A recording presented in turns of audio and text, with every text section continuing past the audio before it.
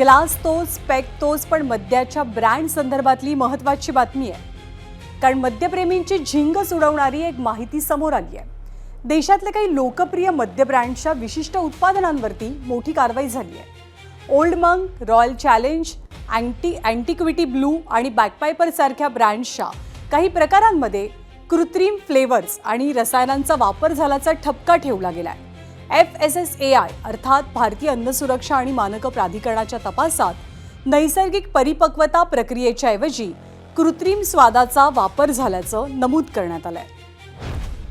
त्यांची तयार करण्याची पद्धत असते, त्यामुळे प्रत्येकाचा ब्रँड ठरलेला जातो. पण याच्यामध्ये काही केमिकल्स असतात की अल्डिहाइड्स असतात, काही प्रकारचे हायर अल्कोहोल असतात, काही पेस्टिसाइडचे रेसिड्यू त्याच्यामध्ये आलेले असतात. ते असू नये यासाठी ते बेव्हरेजेसचे काढलेले आहेत. फार चांगली गोष्ट आहे. पण मला वाटतं की हे तसं डिटेक्ट करणं अतिशय जिकिरीचं काम आहे. फार सोफिस्टिकेटेड लॅबोरेटरीमध्ये चालतं आणि हे जर ते करत असतील तर चांगली गोष्ट आहे. तर दारूची झिंग की भेसळीचा खेळ की गायब होण्यामागचं खरं कारण हे तपासाअंती स्पष्ट होईल. भेसळ रोखणं जितकं महत्त्वाचं तितकंच जबाबदार वर्तन सुद्धा महत्त्वाचं. बाटलीत काय आहे यापेक्षा त्याचा शरीरावरती काय परिणाम होतोय याकडे लक्ष द्यायला हवंय. कारण किकच्या चर्चेपेक्षा सुरक्षितता आणि आरोग्य महत्त्वाचं. झिंग काही क्षणांची असते, पण तिचे परिणाम आयुष्यभरासाठी ठरू शकतात.